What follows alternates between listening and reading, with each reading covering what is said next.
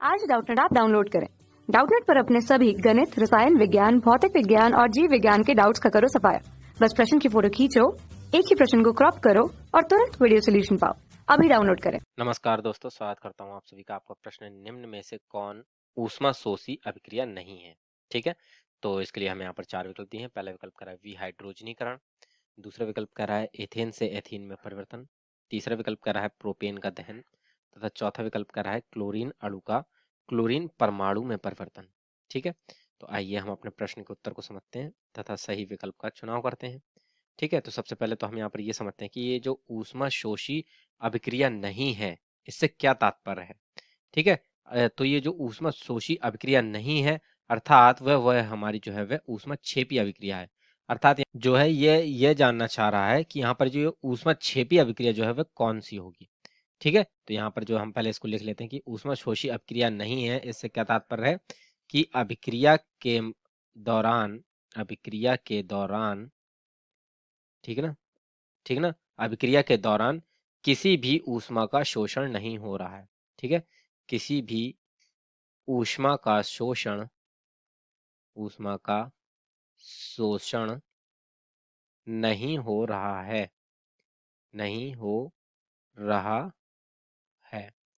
ठीक है, अब हमें इन चारों विकल्पों में से जो है वह देखना होगा जिसमें जो है वह हमारा ऊष्मा का शोषण नहीं हो रहा होगा, वही हमारी ऊष्मा शोषी अभिक्रिया नहीं होगी। ठीक है, तो यहाँ पर एक चीज और देखें कि जिन अभिक्रिया में ऊष्मा का शोषण नहीं हो रहा होता है उनके लिए जो है वह हमारी जो एंथैल्पी होती है वह ऋणात्मक होती है, यानी डेल्टा एच का मान जो होता है वह 0 से कम आता है। ठीक है, किसके लिए आता है? जिनमें ऊष्मा का शोषण नहीं हो रहा होता, ऊष्मा का शोषण नहीं होता। ठीक है, नहीं होता है जिन अभिक्रियाओं में, ठीक है ना, उसके लिए जो है वह हमारी जो है डेल्टा एच का मान यानी कि एंथैल्पी का मान जो होता है वह ऋणात्मक होता है हमारा। ठीक है, क्या कहेंगे इसे हम? ऋणात्मक मान कहेंगे। ठीक है ना, क्योंकि 0 से कम जब मान होता है तो वह ऋणात्मक हो जाता है।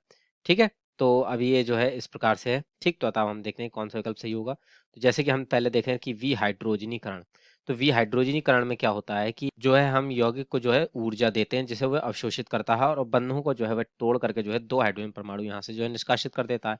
यानी कि किसी यौगिक से हाइड्रोजन का निकल जाने की जो क्रिया होती है वह हमारी विहाइड्रोजनीकरण कहलाती है। तो यहाँ पर जैसे कि हमने समझा कि वे बंध कब टूटेंगे? जब ऊष्मा का शोषण होगा। तो ये हमारी जो है वह गलत हो गई क्योंकि ये एक ऊष्माशोषी अभिक्रिया है।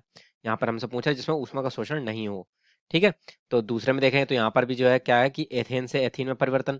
तो जब हम एथेन से एथीन में परिवर्तन करते हैं तो हमारे यहाँ पर जो है वे जो है बंध टूटते हैं, फिर जो है अंतर यौगिक बनते हैं जिसके पश्चात अंत में हमें एथीन प्राप्त होती है। ठीक है, तो यहाँ पर भी हमारे बंध चूंकि टूट रहे हैं तो इसके फलस्वरूप भी जो है यहाँ पर हमें ऊष्मा देनी पड़ेगी, यानी ये भी ऊष्मा शोषण करेगी।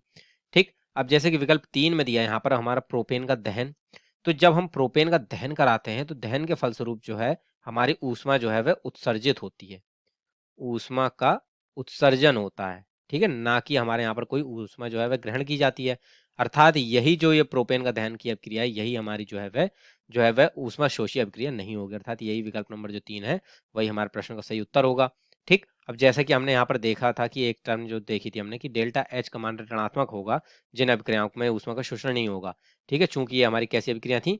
ऊष्मा क्षेपी अभिक्रिया थी, ऊष्मा क्षेपी अभिक्रिया थी, यानी जिसमें जो है ऊष्मा का उत्सर्जन होता है। तो जैसे कि देख सकते हैं प्रोपेन का दहन जो होता है, ठीक है, प्रोपेन का दहन जो है ये हमारी जो है एक ऊष्मा क्षेपी अभिक्रिया है, यानी इसके फलस्वरूप हमें ऊष्मा उत्पन्न हो रही है। ठीक है, ऊष्मा क्षेपी अभिक्रिया है।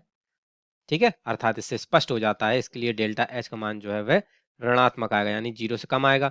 ठीक, यानी कि यही जो है ये हमारी ऊष्मा का शोषण नहीं करती, यानी विकल्प नंबर 3 जो है ये सही है। और यही विकल्प नंबर 4 में देखें तो इसमें क्या दिया है?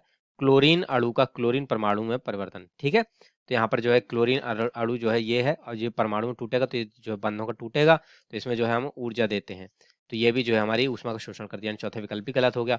तो इस प्रकार से जो केवल विकल्प नंबर 3 है यही हमारे प्रश्न का सही उत्तर होगा। ठीक है, तो इसी के साथ जो है हमारे प्रश्न का उत्तर पूर्ण होता है। आशा करता हूँ आप सभी को उत्तर समझ में आया होगा। धन्यवाद। कक्षा 6 से 12वीं से लेकर नीट, IIT, JEE वो एडवांस के लेवल तक 1 करोड़ से ज्यादा छात्रों का भरोसा। आज ही डाउनलोड करें डाउटनेट ऐप या व्हाट्सएप करें अपने सारे डाउट्स 8400 400 400 पर।